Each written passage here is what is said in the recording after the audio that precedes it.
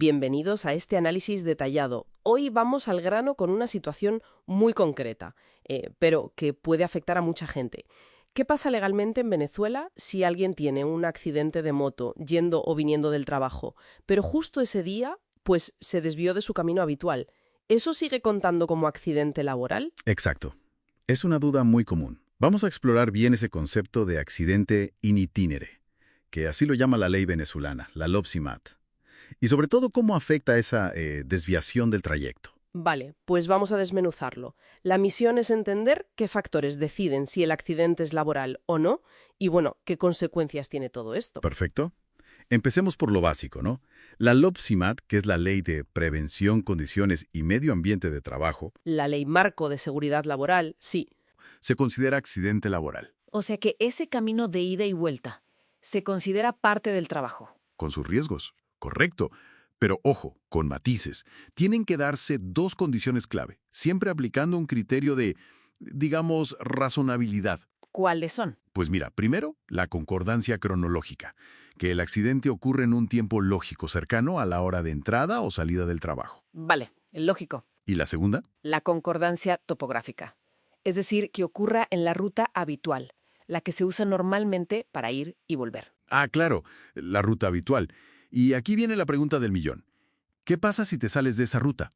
Si te desvías, ¿se rompe el vínculo automáticamente? Pues no siempre.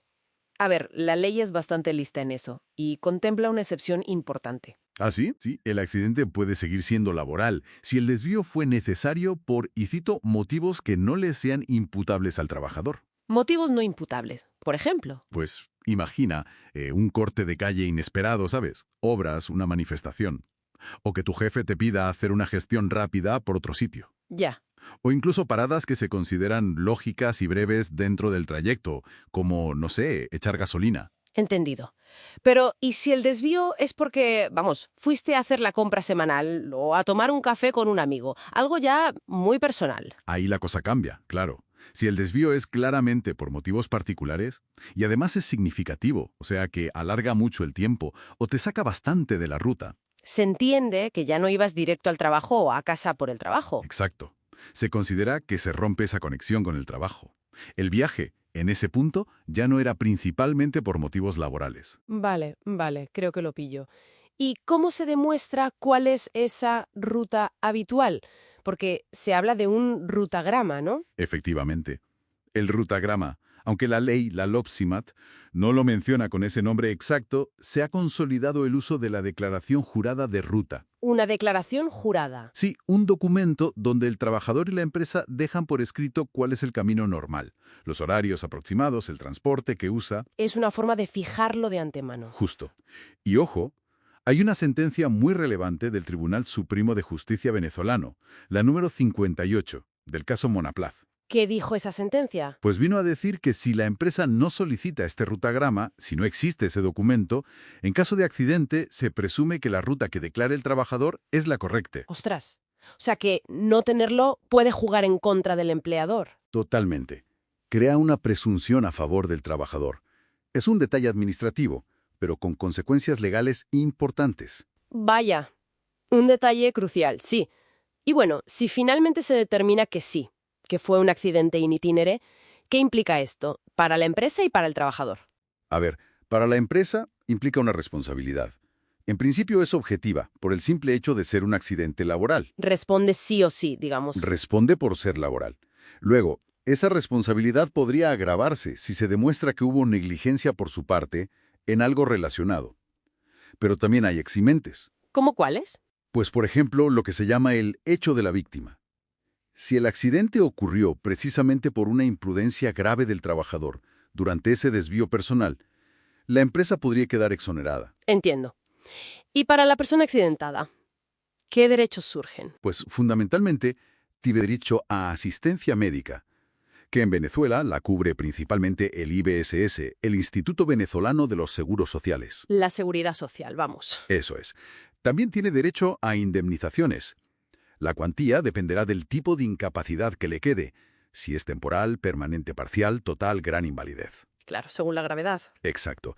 Y un derecho muy importante, a la reincorporación laboral, Una vez que esté recuperado, tiene derecho a volver a su puesto o uno similar y además tiene inamovilidad, protección contra el despido durante un año. Interesante lo de la inamovilidad. Incluso leí que se menciona la posibilidad de cobrar 2 indemnizaciones, la laboral y la del seguro de la moto. Sí, podría darse el caso. La indemnización laboral, derivada de la LOPSIMAT, y por otro lado, la que pudiera corresponder del seguro obligatorio de la moto, el RCB, Responsabilidad Civil de Vehículos. Aunque el RCB básico suele cubrir daños a terceros. No al propio conductor, ¿verdad? Generalmente no las lesiones del propio conductor, ni los daños a su moto, salvo que tenga contratadas coberturas adicionales, claro. Pero sí, podrían concurrir indemnizaciones, lo que añade otra capa de complejidad. Uf, sí. Por eso imagino que lo que se haga justo después del accidente es vital. Absolutamente. Lo primero, obviamente, es la atención médica urgente.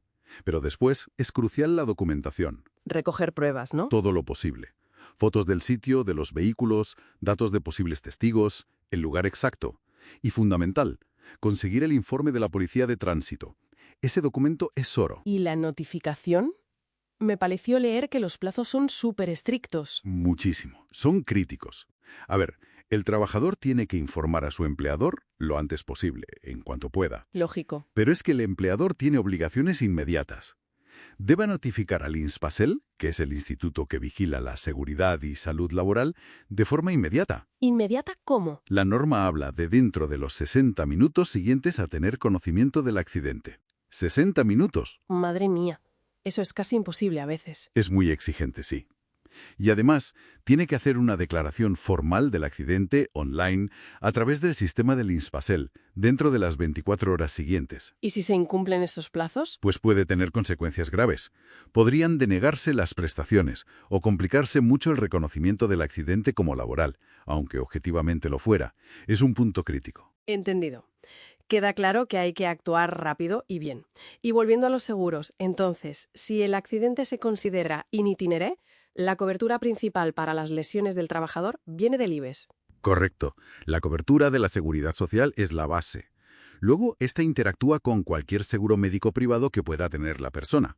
A veces, los seguros privados tienen cláusulas de subrogación. Quieren recuperar lo que pagaron si otro es responsable. Se complica la cosa. Se puede complicar, sí. Entender cómo se coordinan todas esas coberturas es importante, sobre todo si hay disputas sobre si el accidente fue in itinere o no. Muy bien.